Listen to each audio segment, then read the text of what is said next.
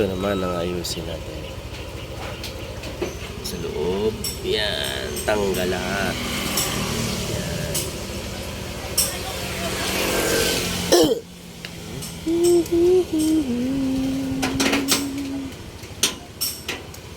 Yan. Tanggal lahat. Yan. Kasi para panibago na naman.